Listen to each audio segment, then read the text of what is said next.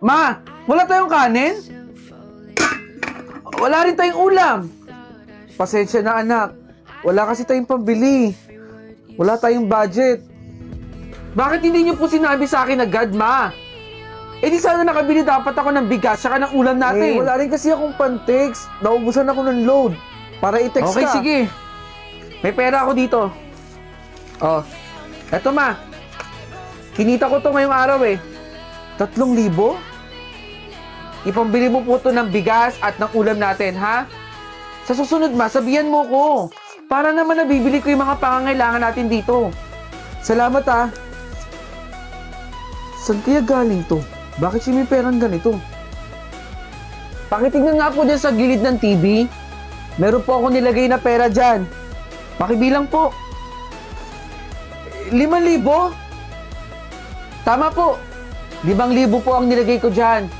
Bakit parang ang laki naman ito, anak? Para po sa panggastos natin dito sa bahay, ma. Blessing po yan, ma. Ikaw na po bahala dito, ma. Babalik po ako dito na may blessing pa. Teka lang, anak. Meron akong tanong. Huwag na po magtanong, ma. Aalis na po ako. Ingat po kayo dito, ha. Saan kaya nanggagaling yung pera ng anak ko na to? Ang laki nito ah.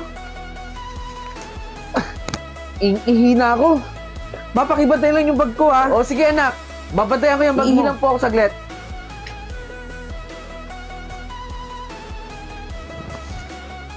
Ang dami niyang pera. Saan nanggagaling to?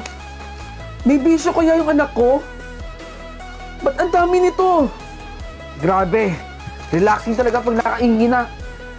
Nak! Ano ba ginagawa niyo sa bag ko? Bakit ang dami mong pera? Nagtataka na naman po ba kayo? Paulit-ulit ko pong sasabihin sa inyo na blessing po yan. Akin na nga po yung bag ko.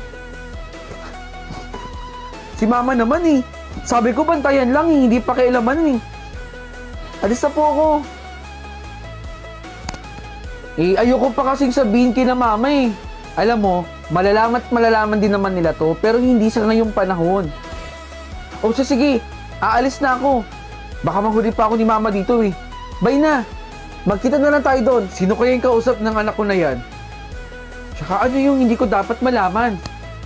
Masundan nga. Sige po, pantay lang po ah. Sa inyo po. Ma! Nak! Napaka-imposible na makakuha ka ng malaking pera kung tindero ka dito. Hindi po ma. Sa akin po to. Itong lugawan na to. Nilihim ko po sa inyo. Kasi bala ko pong isorpresa kayo eh. Pasensya na po.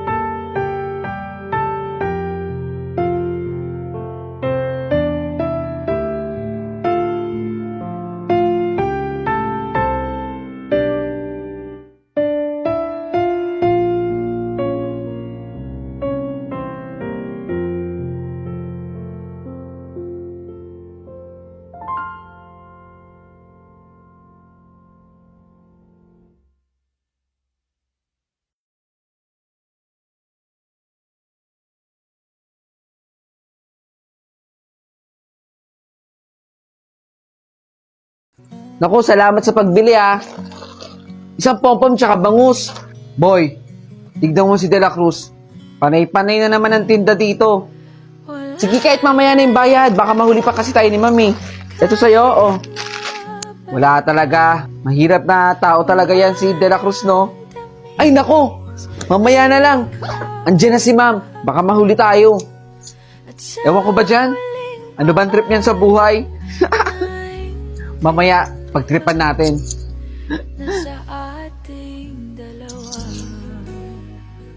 Okay, class. To find the value of x, you should... Mamaya na. Baka mahuli kasi tayo ni Mami. Sino yung maingi na yan? Ma'am, si De La Cruz po dito, nagtitinda na naman. De La Cruz, anong ginagawa niyo dyan sa likod? Sorry po, ma'am. Tama na muna yun, ha? Nagdi-discuss ang teacher sa harap. Salamat sa pagbili, ha? Uy, kukuha ka pa? Meron pa ako dito. Oh, salamat, ha? Hoy, De La Cruz! Ano na naman yung trip mo? Tinda ka ng tinda at kung ano-ano yung mga tinitinda mo dito sa school. Alam mo bang bawal yan? Tsaka, di ka ba nahihiya? Nakakahiya kaya magtinda dito sa loob ng school, di ba? Di ba? Di naman ako dapat mahiya eh. Dumidiskarte lang ako kasi wala rin akong pambaon. Alam mo, tigil-tigilan mo yung trip mo sa buhay mo. Hindi maganda yan. Baka mamaya kung ano mangyari sa'yo. Basta itigil mo yan. Walang kwenta yung ginagawa mo.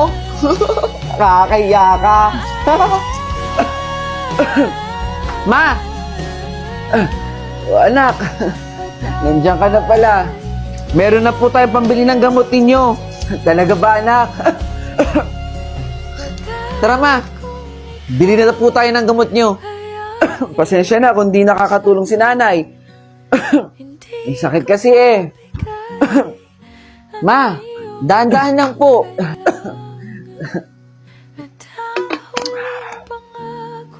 Si De La Cruz ba yun? Kasama niya ba yung nanay niya? Ibig sabihin, may sakit yung nanay niya? Tsaka kaya siya nagtitinda kasi para tulungan yung nanay niyang may sakit. De La Cruz!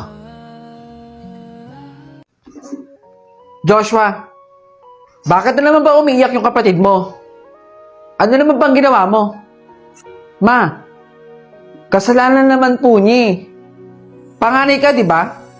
Dapat tinutularan ka ng kapatid mo. Kasi nga, panganay ka. Ganun nga po ginagawa ko. Pinapakita ko po sa kanya na panganay po ako. Pero dyan sa pinapakita at inaasal mo, kahit kailan hindi mo pinatunayan sa akin na dapat panganay ka. Sige na, pumasok ka na sa kwarto mo. Bunso! Bunso! Oh, Bunso. Meron ako ibibigay sa'yo. Gamitin mo to, ha? Oh. Sa'yo na.